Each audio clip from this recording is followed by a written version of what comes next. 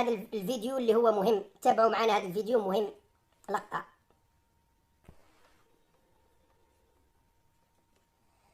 اوكي، خلوني نعاود اللقطة هذه مهمة جدا. شوف هنا ماكرون مع وزير خارجية المغرب. شوف نعاود نرجعوها. ماكرون مع وزير خارجية المغرب بوريطة، سلم عليه من بعيد لبعيد، خايفوا يعديه بالكورونا. شوف ومن بعد يروح يجري هرول. شوف ايوا القدر يهدر يا ابن عمي، القدر. هذه الصورة مهمة جدا جدا جدا. شفتوا الرئيس الفرنسي هذا في المؤتمر السلام اللي راهم دايرينه في باريس اليوم، هذا جديد.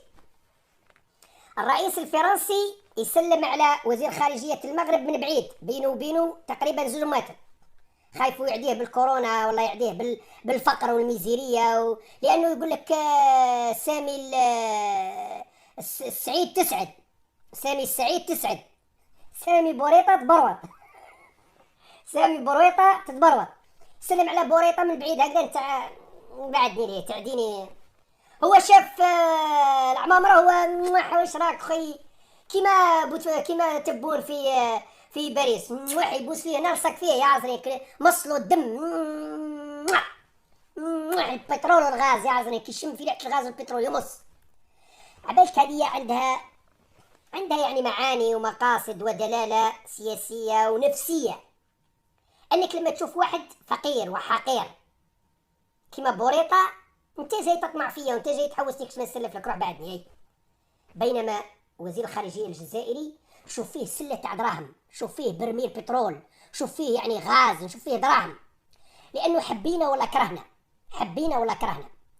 في اوروبا هنا، في اوروبا، في بريطانيا، في فرنسا، في امريكا، لما يشوفوا واحد من الخليج يقادروه ويحبوه، لانهم يشوفوه سلة اموال. شوفوا واحد من دول العالم العربي الاخر، العراق، تقولوا تو شنو عراقي، السوري، مغربي، كذا يحقروك. الان الجزائر بصراحه ولا يقادرونا، هنا في اوروبا ولا يقادرونا الجزائريين. كي تقولوا الجزائري خاصه اذا كان الجزائر انضمت رسميا الى البريكس، رايحين يولوا يخافوا منها تاع الصح، لانه اول دوله عربيه تنضم الى تنظيم ومجموعه يعني وتجمع اقتصادي عملاق. تصبح الجزائر مع روسيا والصين، هذا الشيء عظيم جدا. الغرب رايحين يخافوا منه ويحترمونه. التصرف التلقائي ممكن او المرتب لا اعلم للرئيس الفرنسي مع وزير خارجية المغرب ثم وزير خارجية الجزائر مهم جدا. عند علماء النفس، عند علماء القبار، عند علماء الخرطي والمقروط والقلب اللوز، شيء عظيم. بوريطة سلم عليه من بعيد وبعدني، روح بعدني دوك ترسك فيا وتقولي سلف لي وكذا، روح بعدني اختيني. هو شاف العمامرة، هو وش راك العمامرة، وش راك خي لاباس؟ سلمي على بوتفليقة، ساقط بوتفليقة، سلمني على تبون، قول له توحشتك. يقول له العمامرة، يقول له البارح كنت معاه في مصر. يا ودي توحشتوا البارح كنت معاه في مصر، بس عليه ما متوحشوا. قول له نموت عليك، نحبك يا تبون، نحبك. اذا ماكرو يحب تبون يموت عليه. لماذا؟ لانه قوة تهدر، القدر يهدر.